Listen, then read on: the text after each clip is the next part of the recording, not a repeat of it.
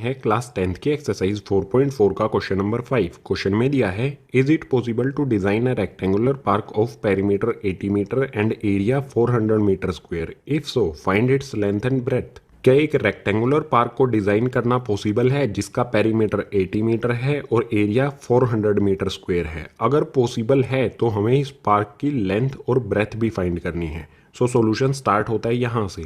सबसे पहले इस सिचुएशन के लिए क्वाड्रेटिक इक्वेशन बनाएंगे। क्वाड्रेटिक इक्वेशन बनाने के लिए जो भी हमें फाइंड करना है उसी को लेट कर लेंगे। सो यहाँ पर मैं लिखता हूँ लेट लेंथ इक्वल्स टू में लेंथ को लेट कर लेते हैं गाइज x मीटर। बिल्कुल इसी तरह से जो हमारी ब्रेथ है इसको लेट कर लेते हैं गाइज y मीटर।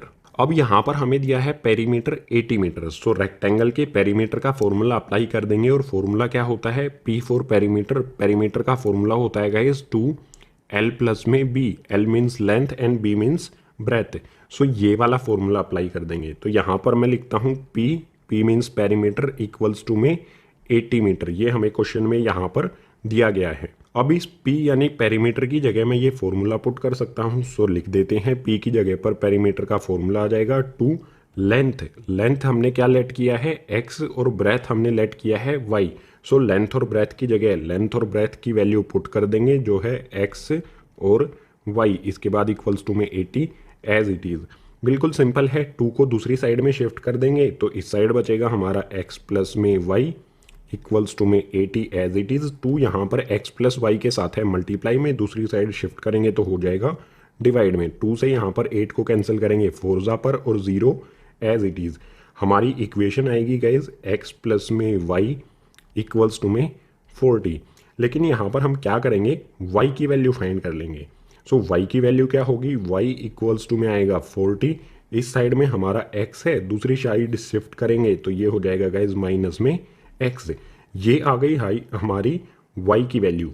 y को हमने लेट किया है ब्रेथ। सो ब्रेथ आ गई हमारी 40 माइनस में x। इसके सामने लिख देते हैं यहाँ पर 40 माइनस में x। अब दोबारा से क्वेश्चन की तरफ देखेंगे तो एरिया दिया है हमें 400 मीटर स्क्वायर। सो रेक्टेंगल के एरिया का फॉर्मूला क्या होता है, लेंथ मल्टीप्लाई में ब्रेथ।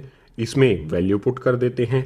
सो लेंथ है हमारी x मीटर और ब्रेथ है हमारी 40 माइनस में x। ये हमारी ब्रेथ है यहाँ पर। बिल्कुल सिंपल हो गया। लेंथ मल्टीप्लाई में ब्रेथ ये किसके इक्वल होता है गाइज, एरिया के। और एरिया हमें दिया है 400 मीटर स्क्वायर। सो यहाँ पर आ जाएगा 400। अब सिंपल कैलकुलेशन कर लेंगे, x को 40 से मल्टीप्लाई करेंगे तो ये हो जाएगा गाइज 40x। इसके बाद x को माइनस x से मल्टीप्लाई करेंगे, प्लस माइनस माइनस x को x से मल्टीप्लाई करने पर आ जाएगा x स्क्वायर इक्वल्स टू में 400 एज इट इज़। अब इस इक्वेशन को स्टैंडर्ड फॉर्म में लिखेंगे। सबसे पहले आएगी हमारी एक्स स्क्वायर वाली टर्म। सो ये आ गया माइनस में एक्स स्क्वायर। इसके बाद लिखेंगे गाइज एक्स वाली टर्म, ये है प्लस में 40x। इसके बाद जो दूसरी साइड में 400 कॉन्स्टेंट टर्म है इसको इसी साइड में शिफ्ट करेंगे, दूसरी साइड प्लस में है, यहाँ पर आके हो जाएगी माइनस में।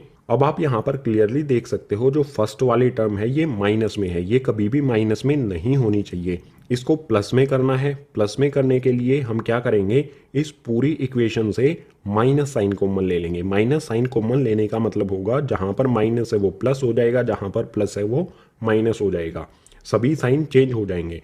सो माइनस कॉमन लेने पर हमारी इक्वेशन आएगी गाइज एक्स स्क्वेयर माइनस में 40x, इसके बाद प्लस में 400 और इक्वल्स टू में 0।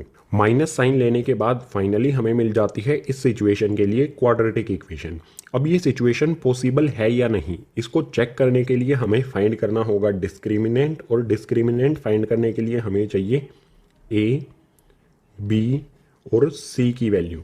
सो यहाँ पर एक्स स्क्वायर का कोफिशिएंट होता है a, कुछ भी नहीं है तो a की वैल्यू हो जाएगी 1। बिल्कुल इसी तरह से x का कोफिशिएंट होता है गाइज b की वैल्यू हो जाएगी माइनस में 40। बिल्कुल इसी तरह से हमारी कांस्टेंट टर्म होती है c। सो c हो जाएगा हमारा 400। अब d का फॉर्मूला लगा देंगे, d यानी डिस्क्रिमिनेंट, इसका फॉर्मूला होता है b स्क्वायर माइनस में 4ac।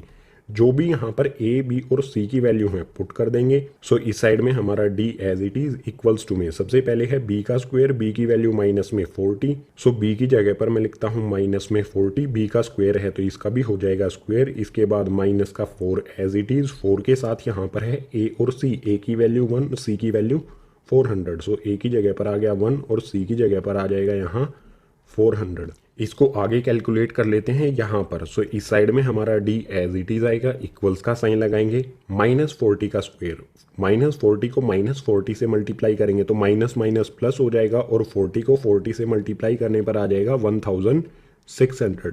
इसके बाद यहाँ पर ये वाला माइनस का साइन एज इट इज आएगा, माइनस साइन के बाद यहाँ पर इन तीनों को मल्टीप्लाई करेंगे, 4 को 1 से मल्टीप्लाई करेंगे 4 ही रहेगा, इसके बाद 4 को 400 से मल्टीप्लाई करेंगे तो ये आ जाएगा गाइज 1600। हमारी d की वैल्यू क्या आएगी, d इक्वल्स टू में 1600 में से 1600 को माइनस करेंगे तो d की वैल्यू आ जाएगी गाइज 0।